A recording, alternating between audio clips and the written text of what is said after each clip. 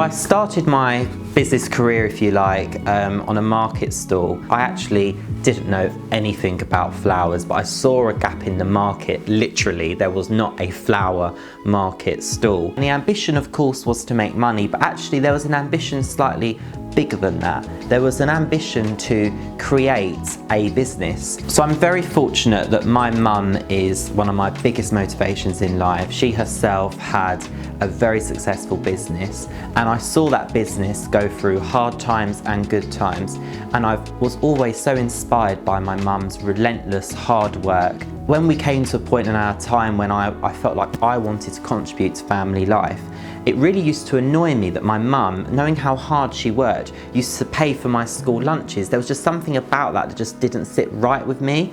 And I thought, you know what, it's £5 a day. I'm going to try and do that myself. I'm going to try and pay for my own school lunches. I was walking through the market one day and I was talking to my mum about, you know, what could we do to bring a bit more money in? What could we do? You know, there must be something. And then I remember walking through the high street and seeing someone with a bunch of flowers and looking around thinking, oh my goodness, there is not a flower market stall. And I quickly Googled it and I was looking and I said, Mum, I found a wholesaler. And she was like, Jaymey, look, we don't know anything about flowers, come on. And I thought, well, no, actually, I'm going to learn about it. I'm going to find a way of making this work, because once I had that idea and that vision, like I could see myself standing next to this flower market stall, even though I didn't know the name of any flowers at this point in my life. Then I found a supplier, and I remember turning up to this supplier's, and the lady that greeted me, I was so young at the time, and she said, well, you need to provide me with your business bank account statement, you need to provide me with business cards, you need to provide me with a letter from another supplier. And ironically, I just had all of that to hand because I'd been to Vistaprint and I'd gone and got some business cards made. I had a receipt from somewhere that happened to have flowers on it, and I was able to get myself a wholesale account with one of the UK, in fact, one of the world's largest flower wholesalers.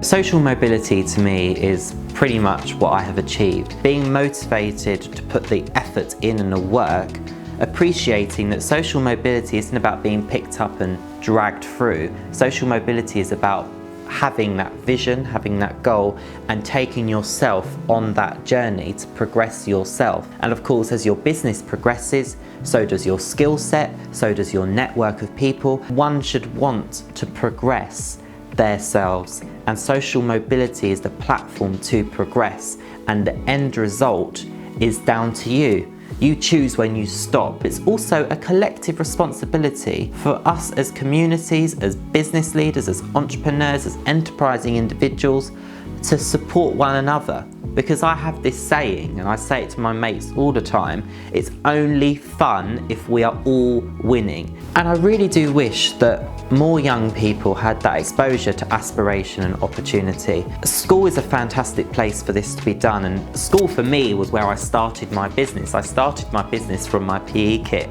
in my PE bag when I was selling sweets, and by the way, teachers were my best customers, that's for sure. And that aspiration to achieve more and to grow, to this day I still have that feeling and that ambition.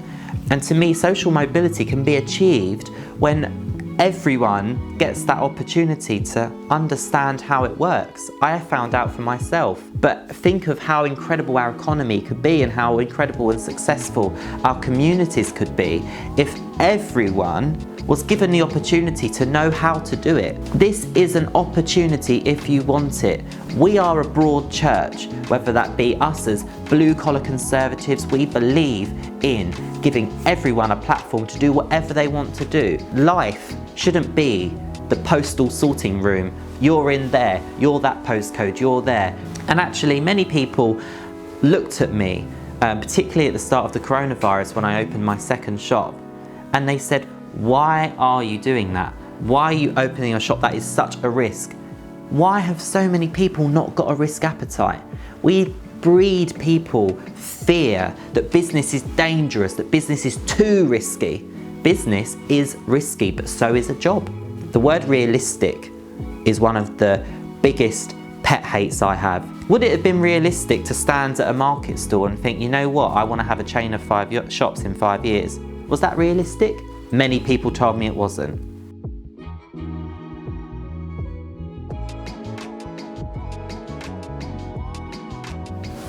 business community, certainly in Essex, has been very complimentary of the government's short-term interventions to secure jobs and support businesses. And of course, for many businesses, particularly those that were finding it difficult already, it's been an incredible tool. But what we now need to see is long-term approaches to support business. And actually, it shouldn't really take a global pandemic to get people thinking about what we can do to support business. And I have to say, a personal message to the Chancellor, Rishi Sunak has been, as a new Chancellor, is heroic to business people, for our businesses to know that at the heart of government is a Chancellor that is committed to supporting business and knows what needs to be done to support business. And so my words of encouragement to the Chancellor and my advice would be, we really want to see long-term approaches, things like business rates, that for many businesses are the difference between being able to grow or not. Let's look at making the business rates holiday the sort of holiday that's a one-way flight, and actually the sort of holiday that you don't want to come back from. Because I certainly think that one of the reasons why our high streets are struggling so much is because of costs. The cost of running a shop is huge. Business rates can be the difference between them taking an income or not. And we know that when businesses profit, when businesses have an income, when businesses are able to retain their profits, they can reinvest, and reinvest in profits increases economic development in so many areas.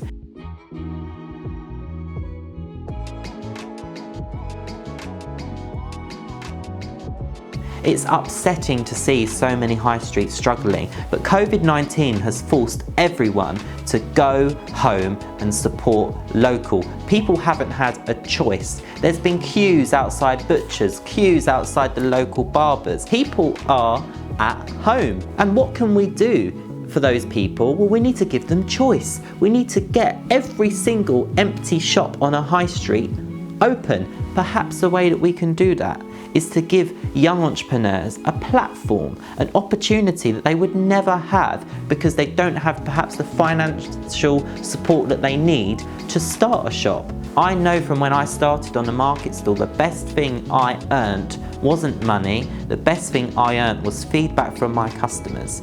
And there's only one way we can do that, and that's if we give young people a platform. Cake sales in school are great, but what about if we gave a young cake maker a shop to sell cakes from?